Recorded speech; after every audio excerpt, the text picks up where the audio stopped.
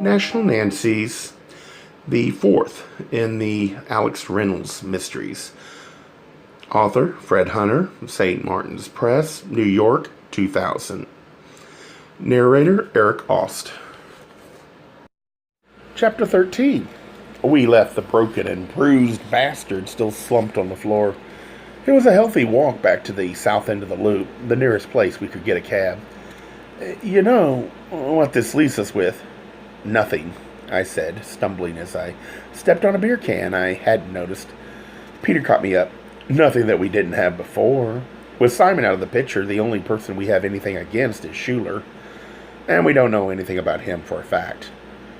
That's not exactly true, I countered. Ned Turner said he knows their tapes of Schuler. If he's to be believed, then there's a lot of proof out there. Yes, but even if that's true, everything else it's conjecture. The idea that Jody confronted him, that he killed her, everything, and it certainly doesn't give him a reason for wanting to kill us. We told him we thought Jody was looking for dirt on Peterson, not him. I had another one of those moments where I thought the frustration was going to make the top of my head blow off.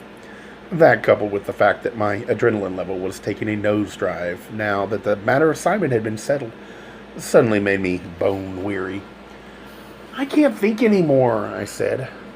I need to go home, lie down, and sleep for a year. Peter sighed. I know what you mean. We crossed over the river at Harrison and then continued north to Congress, where we finally found a cab. Although it was only a 20-minute ride back to our house, I found myself dozing off. In fact, I actually must have fallen asleep at some point because it seemed we were pulling up in front of our house without my being able to recall how we got there. After paying the driver, we got out of the cab and it pulled away. As we mounted the stairs to our front door, I said, I have a feeling I'm going to be dead to the world the minute my head hits the pillow.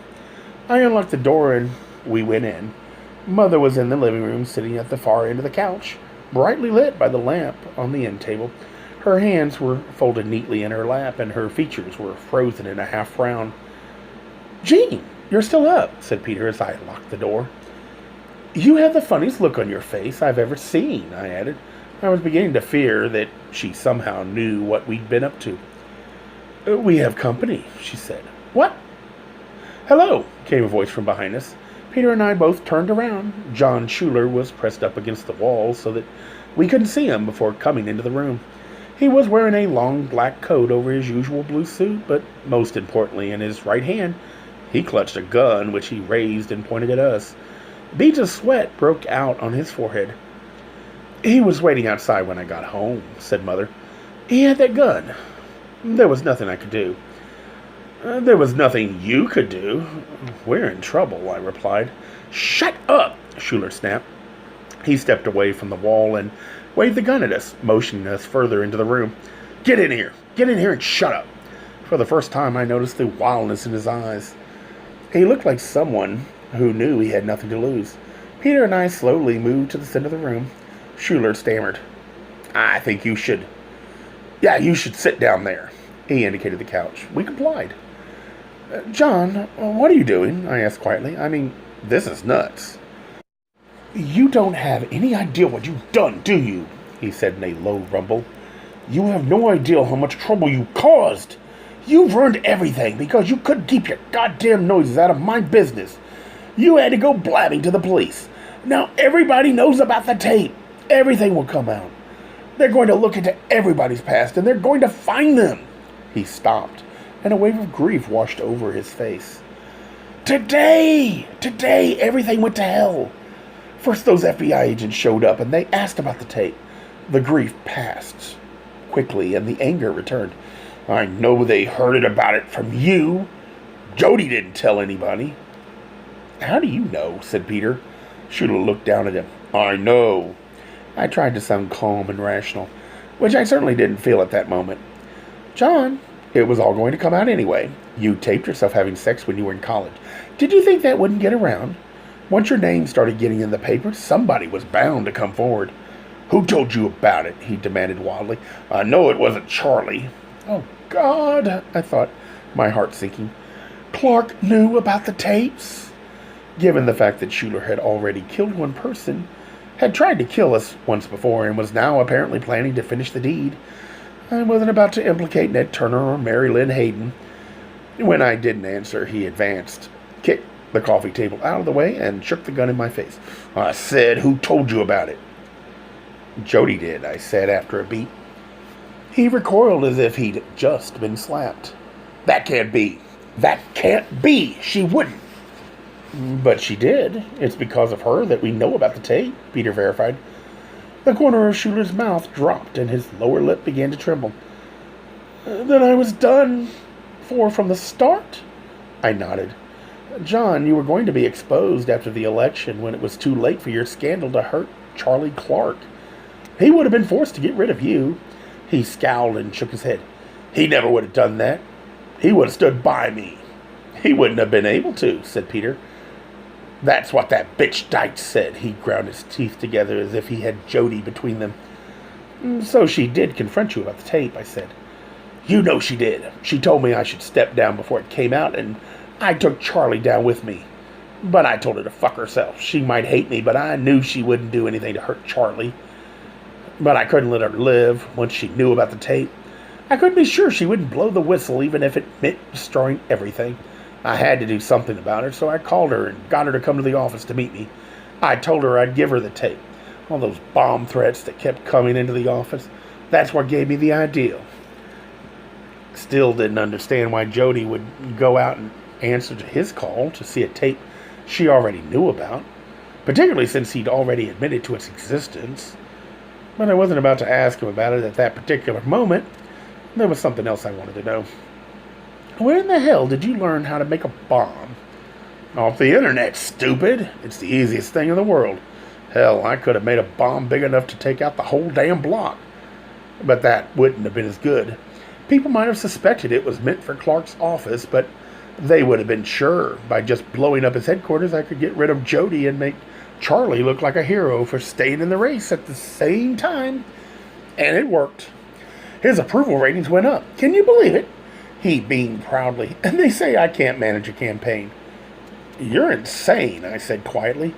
"Honey, I don't think this is the best time to point that out," said Peter. "And then the two of you came along," Schuler continued, his voice seething with contempt. "You with your subtle threats about the tape. I knew what you were talking about." "What?" I said in utter disbelief. "We didn't know that the tape was of you. We thought it was of Fritz Peterson. All we knew was that Jody was looking for dirt on Fritz Peterson." "Got the crap. What do you think, I'm stupid? Sure, you used that Peterson line at first to get me off my guard, but then you started asking about the tape, and I knew what you were up to. Do you think I'm a fucking idiot? I knew what you were talking about." I frantically searched my memory, sure that I must have said we were looking for a tape of Peterson. But now that he'd said this, for the life of me, I couldn't recall having mentioned Peterson's name in relation to the video. I had the unpleasant realization that we were about to be murdered over a simple misunderstanding. "I was asking about Peterson," I exclaimed, not that convincing him of it at that point was going to help anything. "Stop lying," he yelled. "I know what you were doing." If I hadn't been so dire at that moment, I would have taken the time to point out to Peter that this was yet another example of someone not believing me. Instead, I said, "What are you going to do then, John? Kill 3 more people? How do you expect to get away with that?" He smiled venomously. "If I take care of you now, I can still save Charlie. And maybe even myself. You've been fired. You don't work for him anymore. There won't be anything to connect your deaths to me. Who's going to miss you?" I swallowed hard. "The FBI, for one." His smile flickered, then disappeared. "What?" "We were working for the FBI while we were in Clark's office. They already think the reason our car was blown up was because someone, you, found out about us." His mouth hardened. "Your feds, prove it." I looked at Peter and said disgustedly, "Oh, I give up." "Alex," Mother said sharply, "enough." She had been silent through all of this, and still sat with her hands folded in her lap. She looked up at our captor and spoke quietly but firmly. "Mr. Schuler, don't you think you should stop this now? One person is dead, and you know yourself that no matter what you do now, you're going to be found out. I really don't think you should make things worse for yourself or for Mr. Clark by killing more people, do you?" What good would that do? The authorities already know about the tapes. He looked at her while she spoke, and for a time he almost looked rational. But that passed quickly. He shifted the gun from his right hand to his left, then reached down into the pocket of his long black coat. He pulled out a video cassette, which he held up in front of us. They don't know about this one. I think this is what you've been looking for. Neither Peter, Mother, nor I knew what to say. The tape itself didn't seem important at that point. He shoved it at me. Put it in the machine. I know you want to see it. I'm afraid you're mistaken, I said. I don't want to see you having sex. Schuler huffed. That's what you think this is all about? You're dumber than I thought. Put this in the fucking machine. Not in front of my mother. Alex, I hardly think protecting my tender sensibilities is our most pressing problem at the moment. Mother said witheringly. Do it! Schuler yelled, waving the tape in my face. It's okay that you see it now, since you're not going to live to tell anybody about it. After a pause, I took the tape from his hand and rose from the couch. The entertainment center was on the opposite wall. Schuler stepped back so that he could keep all three of us in range, while my loved ones and I were on opposite sides of the room. I switched on the TV, which was already set to video, and popped the tape into the VCR, then stepped back from the set. The picture sprang to life. It was black and white and not of great quality, but clear enough that there would be no doubt of anything. Like clips I'd seen on talk shows of household crime shot with nanny cams. A man stepped into the picture, close enough to the camera that he was visible only from the neck to the knees. He was naked and turned sideways, so his erection was very prominent. That's me, Sheila said. He sounded proud. Another naked torso came onto the screen and pressed up against him. Apparently they were kissing. The new arrival then slowly slid down Schuler's body until his face came into view. There he was, the great one, the man of the people, the hope for the future. Charlie Clark. He paused for just a moment, then he got to his knees, took one tentative lick, then began vigorously performing oral sex. Of course, I thought, mentally slapping myself on the forehead. They'd gone to college together. Peter said quietly, I don't think it's going to help him to say he didn't inhale. I switched off the set and turned to Sheila, who wore an expression so triumphant it turned my stomach. You see, he said, when that Jody bitch told me to step down, I told her I had her hero, Charlie Clark, on one of the tapes. I told her if she didn't fuck off, she'd see it on the news. But she didn't believe you, I said. He frowned. She said she'd have to see it to believe it, and I told her it would take me a while to dig it out. It was a lie. I just needed time to think about what to do. But if you had this tape, and there was nothing Jody could do to hurt you without bringing Clark down, why'd you have to kill her? I said. He produced a malevolent smile. Because I couldn't be sure of her. You never can be sure of a political queer. The irony of this statement seemed to elude me. She would overlook almost anything, but you know how fast one of them can turn on you when they're scorned. I couldn't trust her not to turn on Clark once she knew about this, even if it meant flushing him down the toilet. So that's all. That's it? All this time you haven't been protecting yourself? You've been protecting Clark? He looked at me with astonishment. Protecting Charlie? You really don't get it, do you?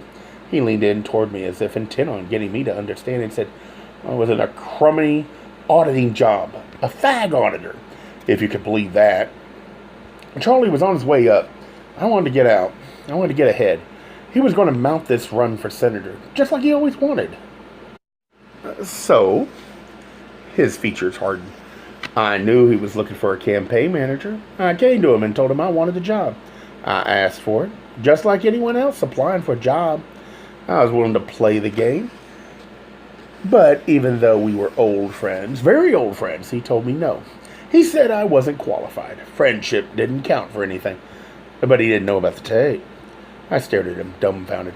Are you telling me that this really was all about getting a job?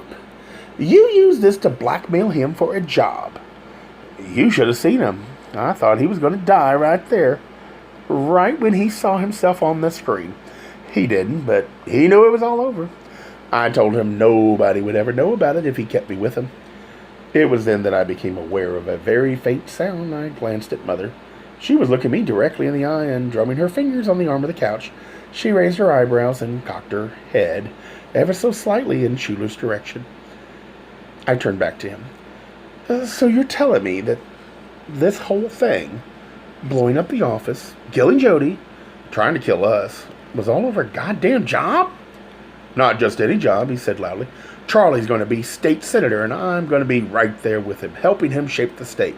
Hell, helping him shape the damn country. Shaping the country into what? I said, edging slightly to my right. The disturbed mess that goes on in your head. Shut up! His eyes followed me. You didn't have a single thing going for you. You didn't have the wherewithal to get the job on merit. I continued moving a bit more to the right, which forced his eyes to keep on me. So you had to resort to blackmail like the shit slime loser you are. Shut up! I moved a little more and rested my hand on the television set. So you proved you were worthy of a job in the government by showing Clark that you were a sleazy enough fuck to be a politician. You shut your mouth, he yelled, focusing his full attention and the gun on me. He had now had to turn far enough that Mother was out of his line of sight. I don't believe it, I said. One woman is dead, and the three of us are going to be killed. And for what? So some half-assed little closet case, CPA, can blackmail his way out of a low-level accounting job and into the government. I'm not. I don't know what he was going to say because he was cut off abruptly. I saw Mother's hand jerk forward as she yanked the lamp cord, pulling the plug and plunging us into darkness. The last thing I saw as the light disappeared was Schuler wheeling around, his notice having been attracted either by the noise or having sensed the movement. I dove in the direction of his arm, hoping that it would still be where I'd last seen it, and thank God when I caught it. I swung it upward just as he fired. Hit the lights, I cried as I wrestled with him desperately, struggling to keep the gun pointed upward. When it went off a second time, I yelled out, Hit the lights! Again. The whole scene sprang into view when Peter managed to locate the switch on the lamp on his side of the couch and turned it on.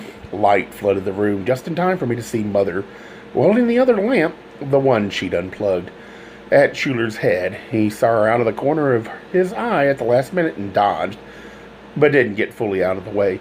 The base of the lamp clipped his skull, and he was hurt enough that it distracted him for just a moment, all the time I needed to bring his wrist down, as I brought my knee up sharply. When they came in contact, the gun flew out of his hand, hit the wall, and fell behind the couch. But he didn't stay distracted for long. He realized immediately that he'd lost the gun. He reared back and threw a punch into the center of my stomach while I was still off balance from my move. The impact doubled me over and sent me reeling backward into Peter, who was just turning around from switching on the lights. When I knocked into him, he fell onto the couch.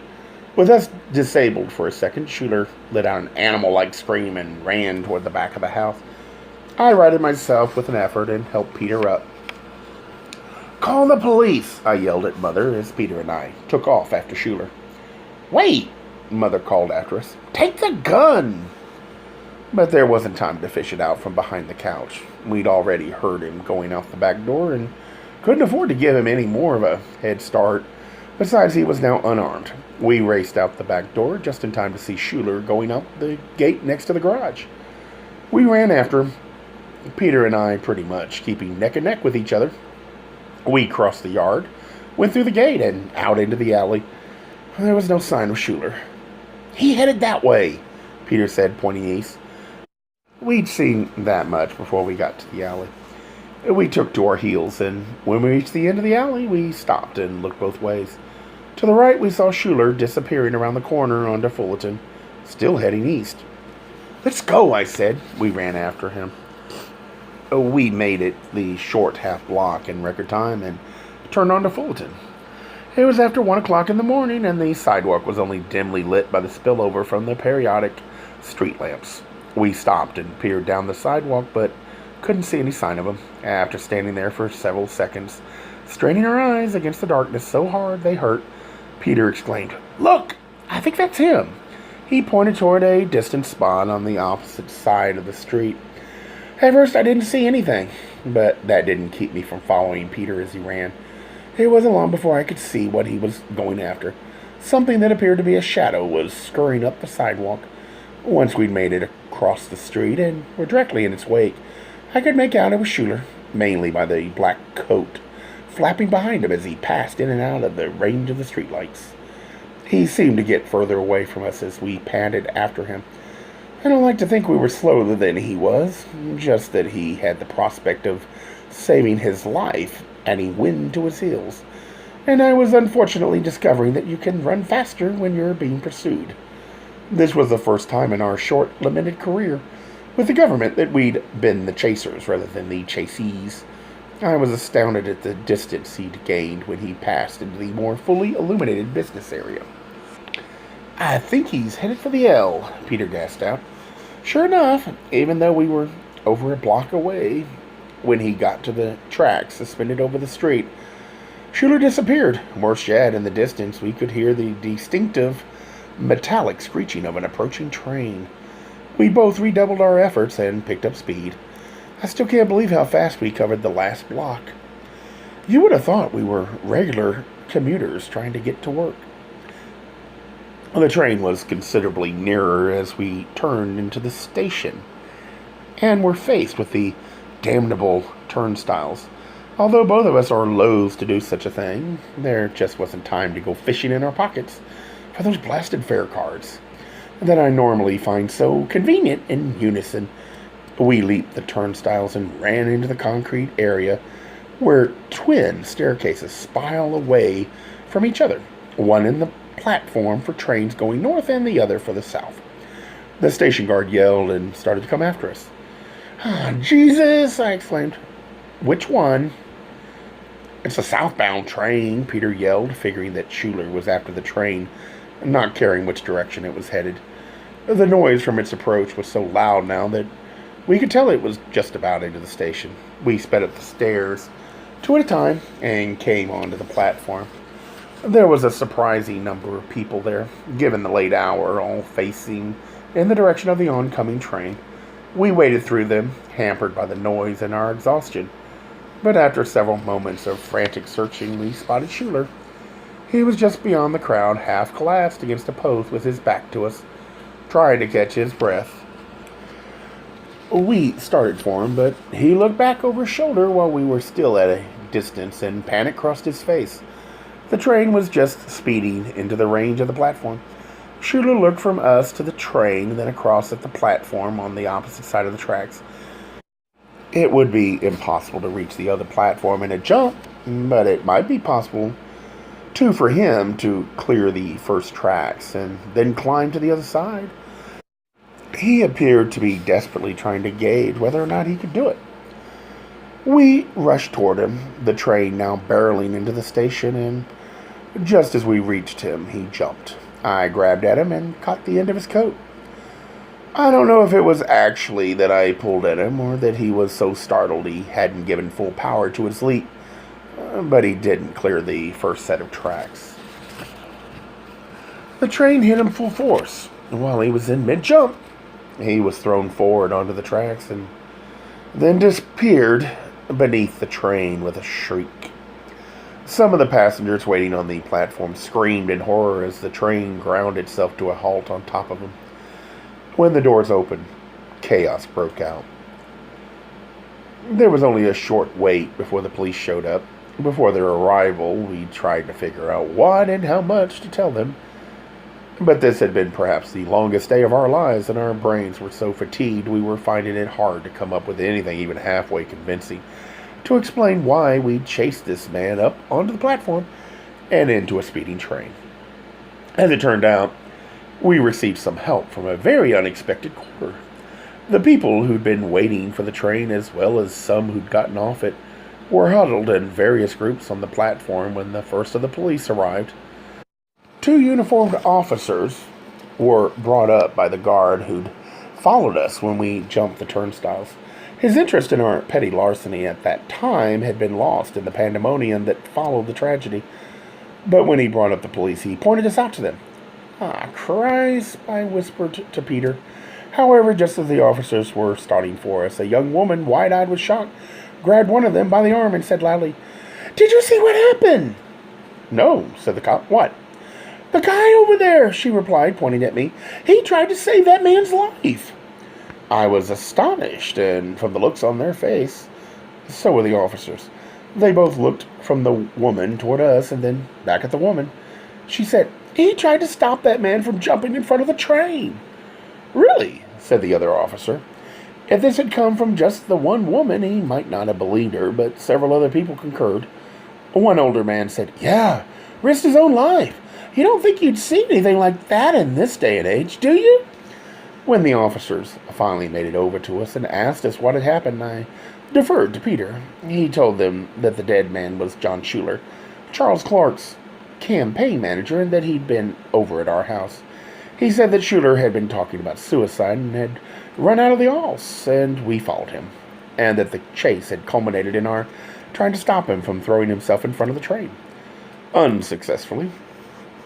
With so many of the people on the platform willing to swear that that was exactly what they'd seen, there didn't seem any reason not to believe us.